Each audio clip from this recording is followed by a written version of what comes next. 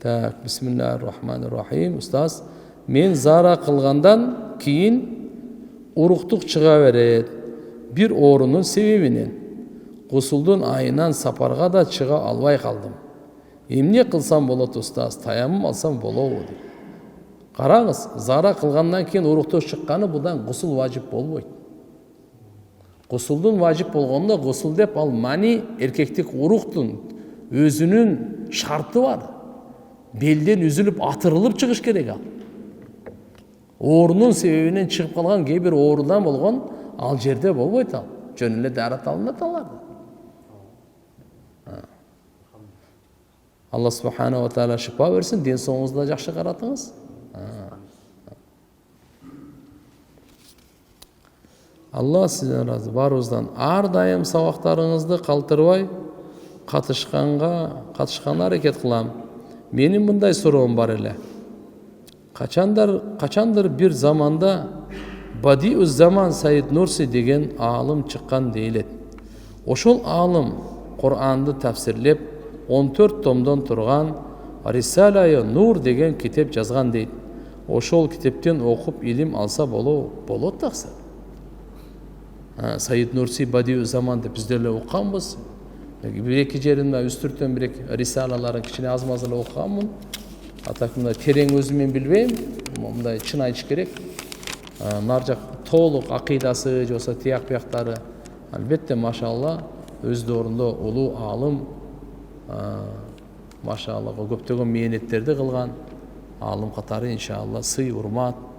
Албетте эгерде мына биздин мазхабка, биздин акыйдага мындай карама каршы келип калган сөзү же көз карашы болсо, анда айтыш керек. Ушу ким окуган болсочу, ушундай туурабы деп эгерде сиз Алла Таала боюнча, ахирет боюнча, пайгамбарыбыз боюнча, Куран боюнча, периштелер боюнча, тагдыр боюнча, кайрадан тирилүү боюнча акыйда маселесинде же фикх маселесинде ушундай маселе суроо болуп калса, сөз айтышыңыз керек. Аны биз көрүп неме кылалы.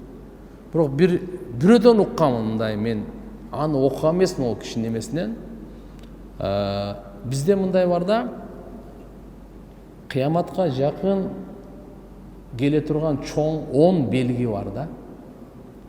Ошонун бирөөсү Даджалдын келүүсү, дагы бирөөсү Иса пайгамбардын түшүүсү. Онунун ушул эко бул да ошо чоң белгилерден кирет да. Ошол Даджалдын келүүсү боюнча Даджал өзү келбейт. Бул жерде батыл, жалгандын келүүсү деп Иса пайгамбар өзү келбейт. Акыйкаттын келүүсү деп мында тавил деп коет, ушундай деп айткан деген жерин уккан элем мен. Бирок буну тактап көрүш керек, окугандар айтып көрүш керек. Эгер ушундай болсо, анда бул туура эмес. Даджал өзү келет, нак. Bundan жалган келет деген маанини албагыла. Иса пайгамбар өзү нак түшөт, өзү түшөт, кадимкидей түшөт.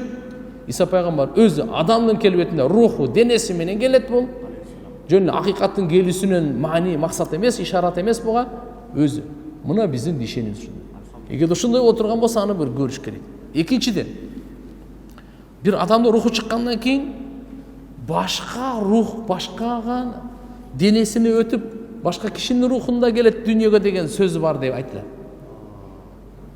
Рухтан өтүп будан болсо тигиге, же болсо башкага переселит этипчи.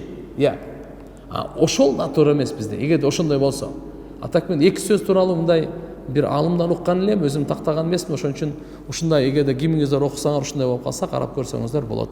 Ушундай бар болсо, мага көрсөтсөңүздөр мен да билип алмак. Атак мен өзүм. Устаз, жума намазда Куранды дисктен коет.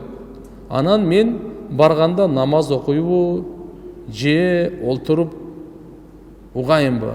Намаз окуймбу же отуруп угайынбы? Эгерде макру вакыт болбосо, намаздын акысын окуңуз. Дагы анан кийин Куранды окуңуз.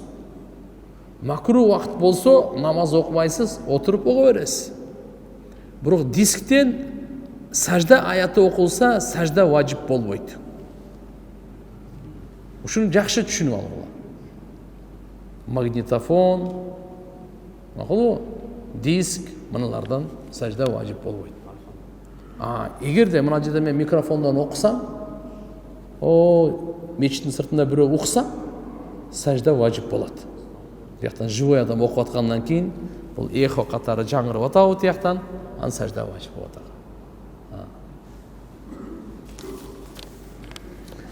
Устаз, өткөн сабактарыңыздын биринде коомат жөнүндө айттыңыз эле.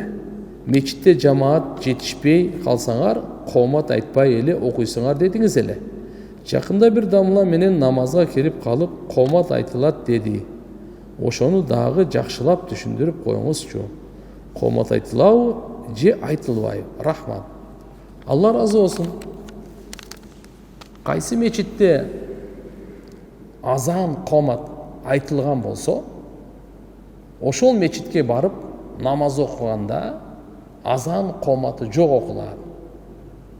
Фарз окулуп бүттү. Фарзга коомат айтылып бүттү. Эми кийинки келген адамдар кооматы жок эле фарз окуйт. Түшүнүктүбү? Кооматы жок эле фарз окуйт. Эгерде ошол мечиттин сыртында, айванчасында, үйүндө, башка жерде окусаңыз коомат айтып окуйсуз. Же болбосо бир жерде имамы дайын эмес. Намаз кана. Ар ким келет дагы окуп кете беребиз да. Көбүнчө азыркы кафелерде. Ал жерде имамы деле дайын эмес, коомат азан. Ал жерге келип коомат айтабыз. Мына мисалы мына жерде азыр куптанга азан айтабыз.